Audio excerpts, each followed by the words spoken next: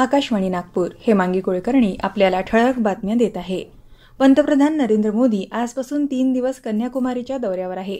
तिरुअनंतपुरमहून आज संध्याकाळी ते कन्याकुमारीला पोहोचून ते भगवती मंदिरात दर्शनासाठी जातील. त्यानंतर एम.एल. विवेकानंद नौकेवरून ते विवेकानंद स्मारकात जातील. तिथं ते 3 दिवस ध्यानधारणा करणार आहे. त्यानंतर तिरुवेरूरला भेट देऊन ते तिरुअनंतपुरमला परततील. दिल्लीतील कथित अबकारी घोटाळ्याच्या प्रकरणात दिल्लीचे मुख्यमंत्री अरविंद केजरीवाल यांनी नियमित जामीन देण्याच्या मागणीसाठी स्थानिक न्यायालयात याचिका दाखल केली होती.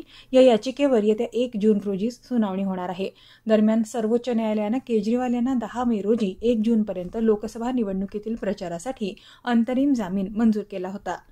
नागरिकत्व सुधारणा कायदा CAA अंतर्गत नागरिकत्व प्रमाणपत्र देण्याची प्रक्रिया पश्चिम बंगाल राज्यात सुरू झाली आहे. हरियाणा आणि उत्तराखंड राज्यातही अर्जदारांच्या पहिल्या संचाला नागरिकत्व बहाल करण्यात आलं आहे.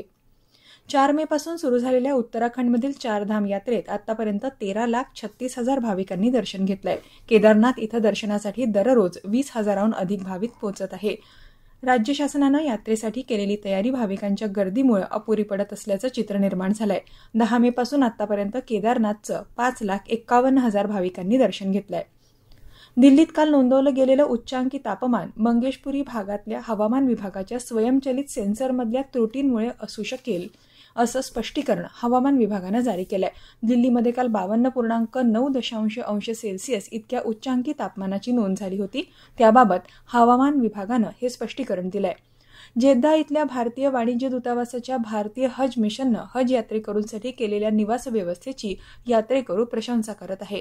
मिशननं भारतीय हज कमिटीच्या माध्यमातून तिथं येणाऱ्या 1,40,000 यात्रेकरूंच्या निवासाकरता सुमारे 400 इमारती भाड्याने घेतल्या आहे. हज यात्रेकरूंच्या समस्यांचं त्वरित निराकरण व्हावं यासाठी हज मिशनचे कर्मचारी 24 तास काम करत आहे. मध्य रेल्वेच्या नागपूर विभागाच्या सांस्कृतिक चमूनं नागपूर स्टेशनच्या प्लॅटफॉर्मवर मार्मिक अशा नुक्कड नाटकचं आयोजन नुकतंच केलं.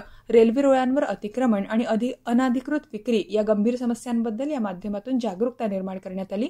नुक्कड नाटकसाठी जवळपास 200 यात्रेकरूंनी हजेरी लावली. याबरोबरच हे ठळक बातमीपत्र संपलं. नमस्कार.